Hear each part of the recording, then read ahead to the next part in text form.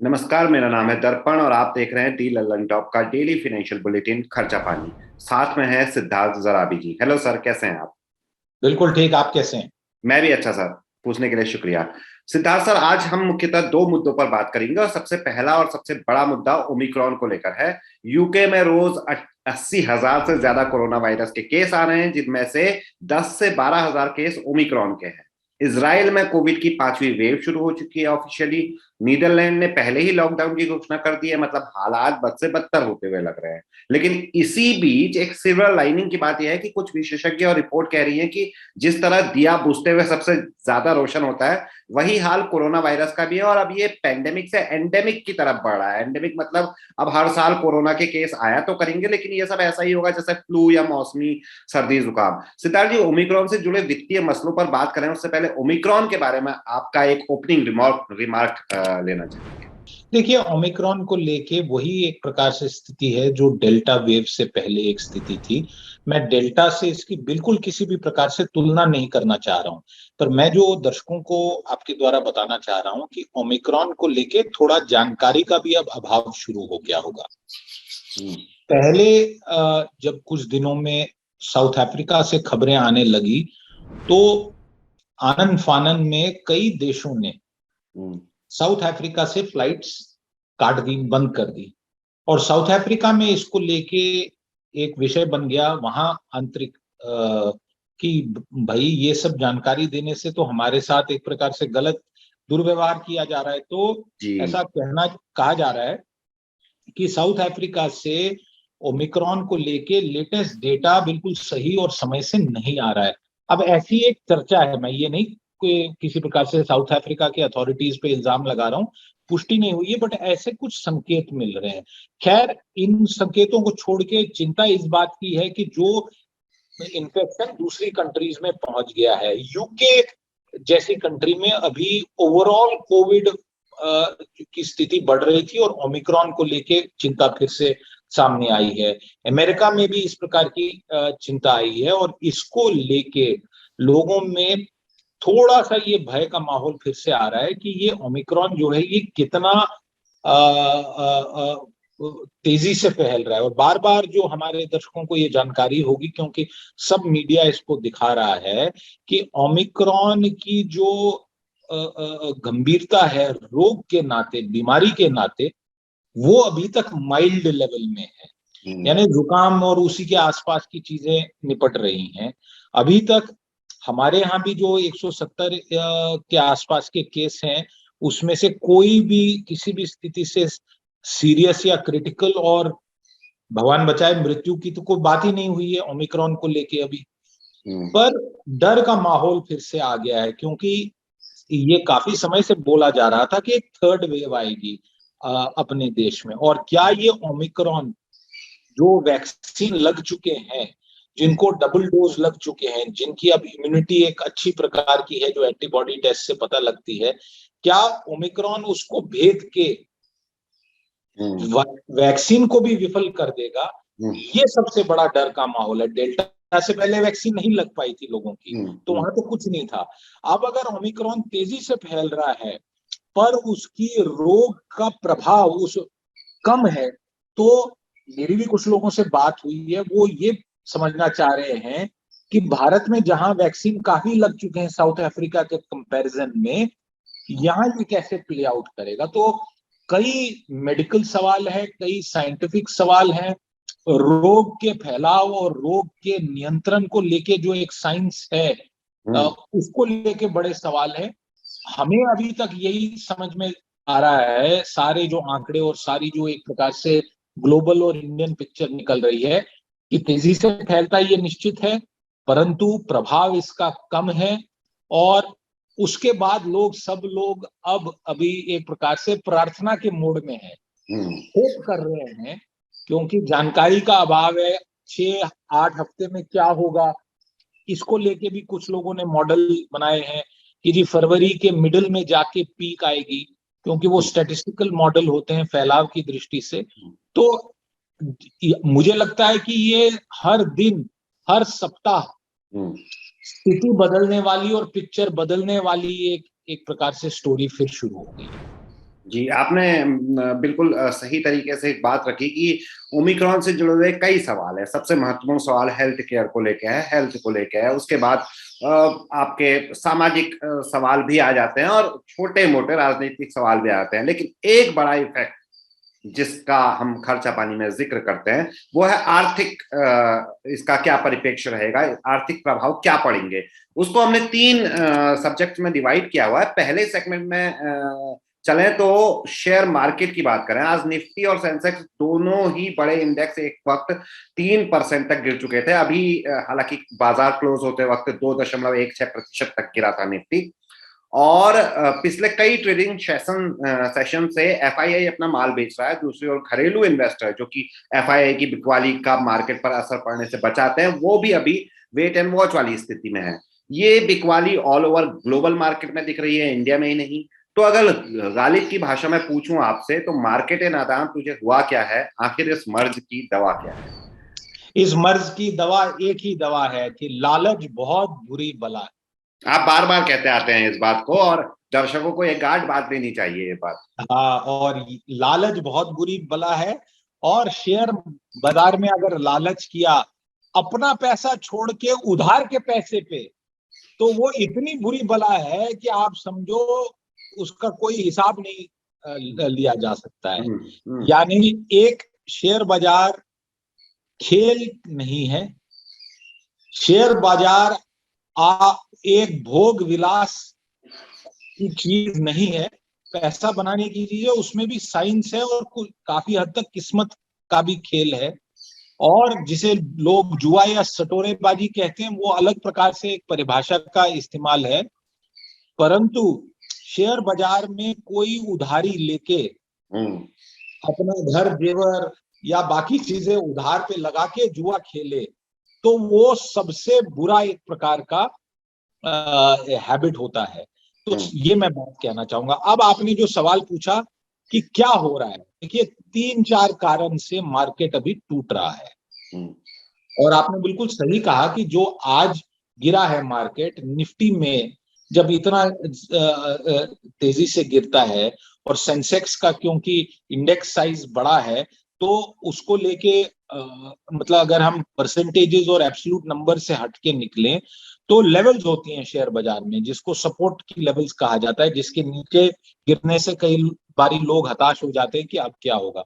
4 चीज हो रही है। पहला, ओमिक्रॉन के खतरे को अर्थव्यवस्था की दृष्टि से लॉकडाउन लगने के फिर से आसार बनेंगे क्या, ये एक बड़ी चिंता सता रही है लोगों को। और ये हमारे दर्शकों को कईयों को बिल्कुल अच्छे से पता होगा, मैं फिर भी एक बार दोहरा देता हूं।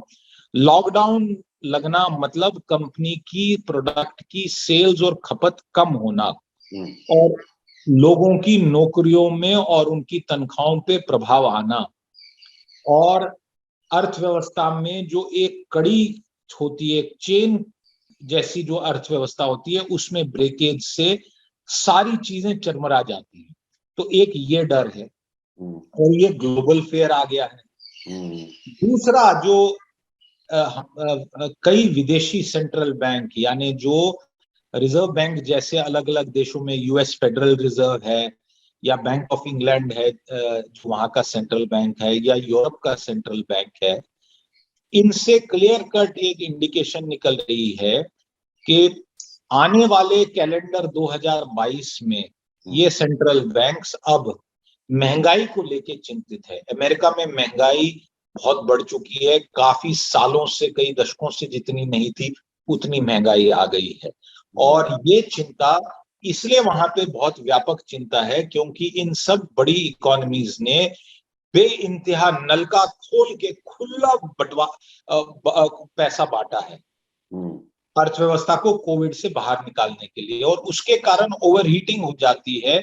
ज्यादा मनी सप्लाई जब आती है तो इन्फ्लेशन बढ़ती है, यानी महंगाई दर बढ़ती है, क्योंकि गुड्स उतने ही होते हैं, खरीदार ज्यादा होते हैं, और उनको क्योंकि पैसे की उतनी वैल्यू नहीं दिखती है, तो 100 की चीज 150 में खरीदने को तैयार होते हैं, और कंपनीज इसका लाभ उठाते हैं। और यही चीज अब इंडिया में भी हो रही है। देखिए रिजर्व बैंक क्या कहता है, होलसेल मुद्रास्फीति की दर क्या है, रिटेल कंज्यूमर प्राइस इन्फ्लेशन की दर क्या है, इन सब से हटके हम अगर अपने आप से पूछें, और हमारे दर्शक इस बात से बिल्कुल बखूबी परिचित होंगे जो जिस प्रकार की चीज खरीदता है। अब आप देख लीजिए, लोगों को अगर 200 किलोमीटर टैंकी भरा के मोटरसाइकिल चलाना पड़ता था 1 साल पहले, और अब खर्चा कितना बढ़ गया है। हालांकि पिछले दिनों में पेट्रोल डीजल में थोड़ी उसके दाम में कटौती हुई है। बिस्कुट की रेट बढ़ चुकी है, खाद्य तेल की रेट बढ़ चुकी है, मिर्च मसाले की रेट बढ़ चुकी है, खाद्य पदार्थों में और नॉन फूड आर्टिकल्स में, व्हाइट गुड्स में, फ्रिज, टीवी, मोटरसाइकिल, गाड़ियां, सब में प्राइस राइज हो चुकी है। तो ये जो प्राइस राइज है, डेटा कितना कैप्चर करता है उसको भूल जाइए, बट ये प्राइस राइज की स्थिति अब इंडिया में भी आ गई है। रिजर्व बैंक ऑफ इंडिया एक दर को देखता है और उसमें उसका मार्जिन है अप एंड डाउन, उसको भूल जाइए। अभी जमीनी हकीकत ये है कि दाम बढ़ चुके हैं और बहुत प्रोडक्ट्स के दाम बढ़ चुके हैं। लॉकडाउन के बाद अर्थव्यवस्था वापस आई और दाम भी लगातार बढ़ते आए। मेरे को तो कई बार लगता है कि कंपनीज अपने उस टाइम के जो नुकसान हुए थे लॉकडाउन के बाद, उनको पूरा करने के लिए ये कर रहे हैं। बट सच्चाई ये भी है कि इनपुट कॉस्ट बढ़ गए, और वैश्विक स्तर पे क्योंकि इनपुट कॉस्ट बढ़ गए हैं, बहुत मटेरियल्स के, कमोडिटीज के दाम बढ़ गए हैं, तो ये दूसरा कारण है। तीसरा कारण जो एक बड़ा है कि हर साल दिसंबर के माह में जो विदेशी फंड होते हैं वो भारतीय शेयर बाजार में जो पैसा लगाते हैं, उनको अपनी ग्लोबल बैलेंस शीट, उनका वित्तीय वर्ष दिसंबर में समाप्त होता है, तो उनको अपनी balance sheet, profit and loss account को क्लोज करना होता है। तो पिछले कुछ समय में लगभग 30,000 करोड़ के शेयर बेचे हैं फॉरेन इंस्टीट्यूशनल इन्वेस्टर्स ने, भारतीय शेयर जो उन्होंने खरीद के रखे थे। तो उस बिकवाली का भी एक असर पड़ा हुआ था। पेटीएम आईपीओ के बाद भी थोड़ा मार्केट में नर्वसनेस आई। तो ये 3-4 कारण मिला के अर्थव्यवस्था को लेके एक चिंता बन रही है, और मार्केट्स में ट्रिगर चाहिए होता है। चिंताएं हर समय होती हैं, पर लोग चिंता को दरकिनार रख के, चिंता से आगे हट के फ्यूचर की होप पे एक बेट लगाते हैं। और कई बार जो लोग कार्ड्स खेलते हैं वो ब्लाइंड शब्द को से बखूबी परिचित होंगे। तो कई लोग ब्लाइंड खेलते हैं, और जिनको जानकारी कम होती है, कई छोटे निवेशक लालच में ब्लाइंड खेल देते हैं, भेड़ चाल में खेलते हैं। बगल वाले ने ब्लाइंड किया तो हम भी ब्लाइंड करते हैं। तो कहीं ना कहीं पे उस ब्लाइंड का भी कई बार जब खुलता है पत्ता तो बुरा उसका नतीजा निकलता है। ऐसा एक माहौल अभी हमारे शेयर बाजार में, और मैं मानता हूं कि जब तक 1 फरवरी का बजट अगले वित्तीय वर्ष का निर्मला सीतारमण जी देगी, तब तक थोड़ी चिंता, परेशानी, ऊपर नीचे गिरावट का ही माहौल बनेगा। शेयर बाजार के लिए एक बहुत बड़ा संकेत 1 फरवरी के बजट का होगा, और रिजर्व बैंक क्या करने वाला है, मुद्रास्फीति को देख के कितनी चिंता कर रहा है, और भारत सरकार क्या करेगी, क्योंकि चुनावी माहौल भी अब गर्मा रहा है। तो कुल मिला के ये सब कारण है जिसके कारण शेयर बाजार में अभी एक, हम कह सकते हैं कि नर्वसनेस का माहौल है, और कई लोग जो मजे हुए खिलाड़ी होते हैं वो ऐसे गिरावट में खरीदारी की अपॉर्चुनिटी देखते हैं। तो वो भी एक पहलू है। खैर, उसमें कभी और बात करें। जी बिल्कुल। तो 1 फरवरी तक, जब तक कि बजट पेश नहीं होता, तब तक खरीदार जो हैं, जो रिटेल इन्वेस्टर हैं, वो कॉशियस रहे, अन्यथा भी कॉशियस रहे। ये आपकी तरफ से इन्वेस्टर्स को, जो रिटेल इन्वेस्टर्स हैं, उनको आपकी तरफ से एक राय जाती हुई लग रही है। ओमिक्रॉन से जुड़ी हुई दूसरी खबर पर फोकस करें तो ओमिक्रॉन कहें या ग्लोबल अर्थव्यवस्था, जिसमें बॉन्ड यील्ड, बढ़ता इन्फ्लेशन जिसकी बात आपने कही, उसका बुरा प्रभाव रुपये की कीमत पर भी पड़ रहा है। 20 महीने के न्यूनतम स्तर पर है रुपया डॉलर के मुकाबले। आज भी शुरुआती कारोबार में करीब 9 पैसे कमजोर हुआ है। मैं इसके अलावा एक चीज और भी, इसमें आपके कमेंट तो जानना ही चाहूंगा, इसके अलावा एक चीज और भी जानना चाहूंगा कि जैसे लिक्विडिटी जो है यूएस ने काफी बढ़ाई है सिद्धार्थ सर, तो जब उनका मतलब यानी कि डॉलर की अवेलेबिलिटी बहुत ज्यादा है, तो फिर भी हमारा रुपया क्यों गिर रहा है? मतलब ये क्या, बहुत बेसिक सा सवाल होगा मेरे ख्याल। देखिए, रुपये की गिरावट और किसी भी करेंसी की वॉलेटिलिटी एक तकनीकी विषय भी है, इसमें कहीं ना कहीं पे कुछ और समीकरण भी हैं। अब जैसे समझ लीजिए, वैश्विक रिजर्व करेंसी डॉलर है, और जो अमेरिका की सरकार है वो सबसे ज्यादा कर्जा उठाई हुई सरकार है पूरे विश्व में, और अमेरिका के कर्जे को एक प्रकार से गोल्ड स्टैंडर्ड माना जाता है। उसमें लोग मानते हैं कि अमेरिकन इकोनॉमी इतनी पावरफुल, इतनी स्ट्रांग इकोनॉमी है कि ये कभी जो कर्जा उन्होंने लिया है दुनिया भर से निवेशकों को, उनको जरूर लौटाएगी। यानी ग्रीस जैसी कंट्री या कुछ और जैसे कंट्रीज में सॉवरिन डेट जिसे कहा जाता है, यानी सरकारी कर्जा जो होता है, उसको लेके जब चिंताएं हो रही है तो अमेरिका को लेके कभी भी चिंता नहीं उभरती है। और दूसरा, ग्लोबल ट्रेड में डॉलर ही इस्तेमाल किया जाता है। चाइना ने बड़ा प्रयास किया है और कर भी रहा है, और उसकी योजना है शायद कि वो येन द्वारा $1 के बराबर खड़ा करके, क्षमा करिएगा मैंने येन कहा, वो अपनी चाइनीज युआन करेंसी रेनमिनबी के द्वारा एक ऑल्टरनेटिव देना चाहता है यूएस डॉलर को। उसमें अभी समय लगेगा। हमारे लिए क्या स्थिति है? जैसे ही हमारी इंपोर्ट बिल किसी भी पदार्थ की बढ़ती है, और इसमें हमने इस शो में कई बार चर्चा की है कि हमारे इंपोर्ट और एक्सपोर्ट अकाउंट में एक बहुत बड़ा एक जोल्ट हमें लगातार मिलता है। एक है क्रूड ऑयल, पेट्रोल डीजल जिससे बनता है। दूसरा है इलेक्ट्रॉनिक्स के इंपोर्ट, उसमें सारा टेलीकॉम सारा सामान जुड़ता है। और तीसरा है सोना। ये तीन हमारे लिए फॉरेन एक्सचेंज का आउटफ्लो है। और फॉरेन एक्सचेंज हम तब कमाएंगे जब हम एक्सपोर्ट ज्यादा करेंगे। जी बिल्कुल। और जब अर्थव्यवस्था कहीं भी विश्व की कमजोर पड़ती है तो हमारे एक्सपोर्ट स्वाभाविक इंपैक्ट होंगे। जैसे ही एक्सपोर्ट इंपैक्ट होंगे तो हमारे पास कम डॉलर आएंगे। डॉलर हमारे पास हम छाप नहीं सकते ना, हमको तो विदेश में सामान बेच के उनसे डॉलर कमाने हैं, और वो डॉलर हम अपने रिजर्व बैंक ऑफ इंडिया को देते हैं, वो उसके एवज में हमें इंडियन करेंसी रिलीज करके देता है। तो जैसे ही मैंने एक उदाहरण दिया कि रुपया क्यों कमजोर पड़ता है या क्यों स्ट्रेंथन होता है, एक इनवर्स रिलेशनशिप होती है।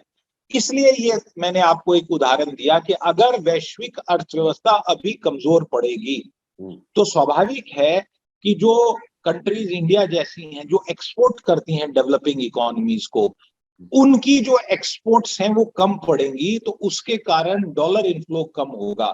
दूसरी तरफ मैंने आपको कहा कि 30,000 करोड़ के शेयर विदेशी इन्वेस्टर्स ने बेच के पैसा वापस ले गए, तो वो पैसा वापस ले जाते हैं डॉलर के फॉर्म में, तो उसके कारण इम्बैलेंस होती है, और वो इम्बैलेंस प्राइसेस में ट्रांसलेट करती हैं।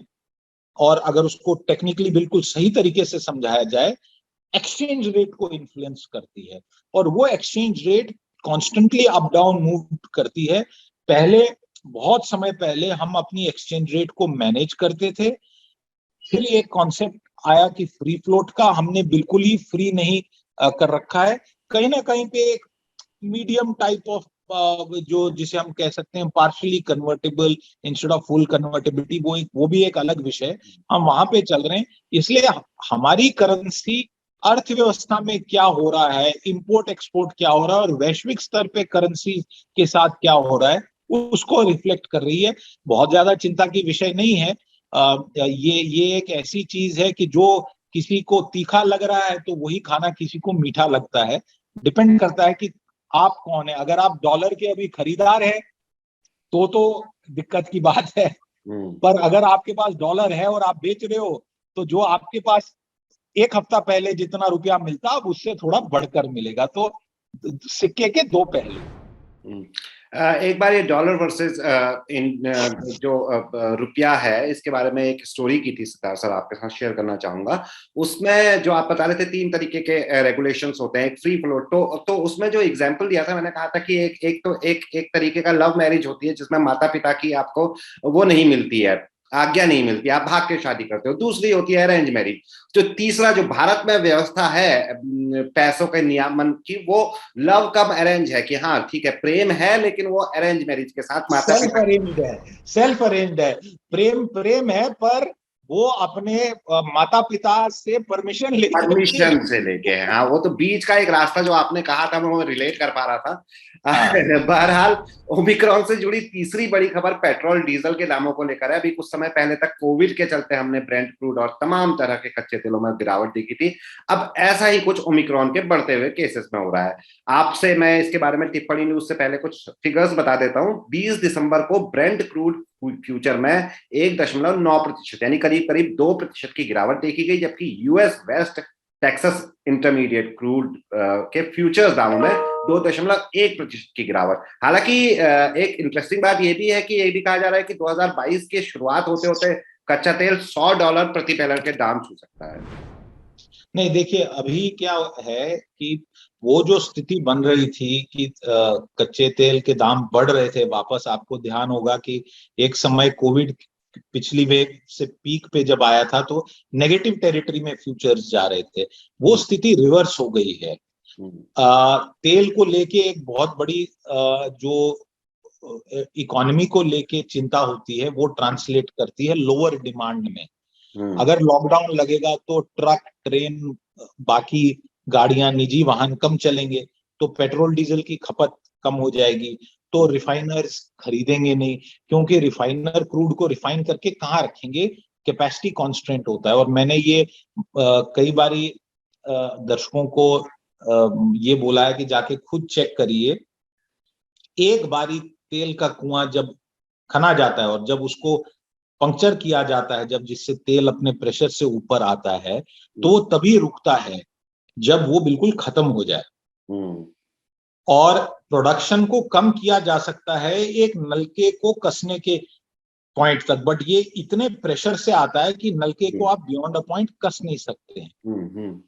तो कैपिंग ऑफ वेल भी बड़ी एक दिक्कत की प्रोसेस होती है। तो अब एकदम से अगर ओमिक्रॉन इतनी तेज गति से फैल रहा है, तो जो तेल के प्रोड्यूसर्स हैं, यानी जो गल्फ कंट्रीज हैं, जो सबसे बड़ा जिनके पास मार्केट शेयर है क्रूड ऑयल प्रोडक्शन का, फिर रशिया है, वेनेजुएला है, अमेरिका खुद है, तो ये तेल कहाँ रहेगा क्रूड ऑयल? तो ये कोशिश करते हैं कि क्रूड ऑयल की प्रोडक्शन को वो कम करें, और उसके कारण फिर से प्राइस बढ़ते हैं। तो $100 वाला तो मुझे अभी कहीं भी ओमिक्रॉन के बाद कहीं संकेत नहीं मिल रहा है। ये एक प्रकार से ब्लेसिंग है इंडिया के लिए, पर जिन कारणों से ये हो रहा है वो कारण, ओमिक्रॉन एक ऐसा कारण है कि इंडिया उससे बचा नहीं रह सकता है।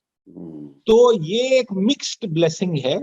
एक तरफ क्रूड ऑयल घटेगा तो शायद तेल की कंपनियां बढ़ाएंगी नहीं, और क्योंकि जो पिछले दिनों में $10 से ज्यादा एक स्टेज पे क्रूड ऑयल में डिक्लाइन हुई थी, हमारी कंपनीज ने तो उतना पास ऑन ही नहीं किया हमें। जी जी। तो मेरा ये मानना है कि इस स्थिति में हमें ये मान के चलना चाहिए कि $100 से हमारा पेट्रोल डीजल कितना महंगा हो जाता, और अगर अब और सस्ता हो जाता है क्रूड, तो जो हमारे जेबों पे मार लग रही थी बढ़े हुए तेल और पेट्रोल और डीजल के प्राइसेस के कारण, वो मार कुछ कम हो जाएगी और नहीं बढ़ेगी। आपने एक बड़ी इंटरेस्टिंग बात कही कि तेल के कुओं को पूरी तरीके से बंद करना संभव नहीं है, उनमें एक कैपिंग की जा सकती है, रोका जा सकता है। और वो कैपिंग होती है, दर्पण आपकी बात काट रहे हैं हमारे दर्शकों के लिए, एक बार उसको कैप कर दिया तो फिर वो अनयूजेबल हो जाता है वो वेल। हाँ जी, मतलब हाँ, मतलब उसको एक लिमिट से ज्यादा नहीं घटाया जा सकता है, प्रोडक्शन बिल्कुल समाप्त नहीं किया जा सकता है। इसी वजह से फ्यूचर के कॉन्ट्रैक्ट्स होते हैं, ताकि 3 या 4 महीने 5 महीने बाद के कॉन्ट्रैक्ट्स पहले से ही डिसाइड हो जाते हैं, जिससे पहले खरीदार को और लास्ट यूजर को उतना नुकसान ना हो। यानी कि अल्टीमेटली फ्यूचर जो होते हैं, फ्यूचर चाहे वो कमोडिटीज में हो चाहे वो पेट्रोल डीजल में हो, जहां तक मैं समझता हूं वो आपको एक तरीके का इंश्योरेंस देते हैं, कम से कम जो पहला। दर्पण आपने बड़ा अच्छा कहा, ये कभी और डिस्कस करेंगे, बट अगर फ्यूचर्स मान लीजिए, इसको समझिए कि कितना एक अच्छा चीज है अगर सही तरीके से इसको इम्प्लीमेंट किया जाए। अब अगले साल कितने चावल की डिमांड होगी? अब हमारे यहाँ तो मिनिमम सपोर्ट प्राइस है जी, मैं उसी में ही लेके आ रहा था, बिल्कुल, आप प्लीज चलिए, कंटिन्यू कीजिए। मैं हाँ, मैं नहीं वही नहीं, आप अपना प्रश्न पूछिए, फिर जोड़ते हैं बात। हाँ, तो इसी से हम दूसरे सेगमेंट की ओर को चल रहे हैं, और इसी में जो आप कहते हैं कभी बाद में बात करेंगे, शायद हम अभी कर पाएंगे वो बात, क्योंकि सरकार ने, ये दूसरा सेगमेंट है, बड़ा सेगमेंट है, आज की दूसरी बड़ी खबर है, सरकार ने इमीडिएट इफेक्ट से 7 कमोडिटीज को वायदा कारोबार से बैन कर दिया है। धान, चना, सरसों, सोयाबीन, गेहूं, कच्चा तेल और मूंग, ये वस्तुएं एसेंशियल कमोडिटीज में आती है। सरकार का कहना है कि बढ़ते इन्फ्लेशन के चलते ये कदम उठाया गया है। हालांकि बढ़ते दामों के लिए वायदा बाजार को सालों से दोष दिया दिया जाता रहा है, हम लोग काफी सुनते रहते हैं तब, जबकि जैसा कि अभी हम डिस्कस कर रहे थे, वायदा बाजार का कॉन्सेप्ट ही इसलिए आया है ताकि दामों में स्थिरता बनी रहे और शॉर्ट टर्म गिरावटों का उन पर कोई असर पड़े। तो यही मेरा एक कमेंट था, यही मेरा एक सवाल था। अब आप सर, क्षमा चाहूंगा बीच में आपको टोका, अब आप नहीं नहीं, बिल्कुल नहीं नहीं, सही है। देखिए, वायदा कारोबार को कई बारी इसकी इम्प्लीमेंटेशन और जो मार्केट पार्टिसिपेंट्स हैं उन मार्केट पार्टिसिपेंट्स में और रेगुलेशन का बहुत बड़ा रोल होता है। यानी ये आप समझ लीजिए बॉक्सिंग का खेल है। अब बॉक्सिंग जब खेली जाती है तो ये कहा जाता है कि आपको इस प्रकार के ग्लव्स पहनने चाहिए, हेड गार्ड पहनना चाहिए, और आप इस पॉइंट से नीचे बॉक्सिंग नहीं कर सकते हैं। सेफ गार्ड्स के साथ बॉक्सिंग खेला जाता है, फिर भी उसमें नुकसान होता है। अब मान लीजिए कोई सेफ गार्ड्स ना हो तो बॉक्सिंग बड़ी हानिकारक है। ये मैंने एक एग्जाम्पल दिया। फ्यूचर एंड ऑप्शन सरकार ऐसे इंटरवीन करती है तो वो सरकार इसलिए इंटरवीन करती है क्योंकि जो ट्रेडिंग होता है, कमोडिटीज की ट्रेडिंग भी एक प्रकार की बिजनेस है, तो लोग उसमें कमी के आसार दिखते ही फ्यूचर्स उस कमोडिटी के बढ़ जाते हैं और लोग उसमें से अकॉर्डिंगली प्रॉफिट ज्यादा कमाने का प्रयास करते हैं। तो सरकार जब ऐसे इंटरवेंशन करती है, उसका प्रयास ये रहता है कि प्राइसेस कंट्रोल हो, ज्यादा इसमें स्पेकुलेटिव एक्टिविटी ना हो, अफवाह की आधार पे कि जी टमाटर खत्म हो गए जी, इस बार इस फसल अच्छी नहीं होगी, क्योंकि फसल कम हो रही है तो दाम बढ़ रहे हैं, इस बार सप्लाई कम आएगी, और टमाटर एक ऐसा पदार्थ है, फ्रेश प्रोडक्ट है, तो भैया माल मेरे पास भिजवा दो। वो बेचने वाला कहता है जी नहीं, इस बारी तो 50,000 रुपये का ट्रक आएगा, ठीक है 50,000 का बेच दो। अब जिस खरीदार ने, थोक व्यापारी ने 50,000 दिए, तो वो पिछले साल उसने 45 दिए थे, तो वो पैसा कमाएगा। ये एक ट्रेंड चलती है मार्केट्स में, फ्यूचर्स मार्केट्स में, ऑक्शन बेस्ड मंडीज में भी, जहां कंट्रोल्ड प्राइसिंग नहीं होती है।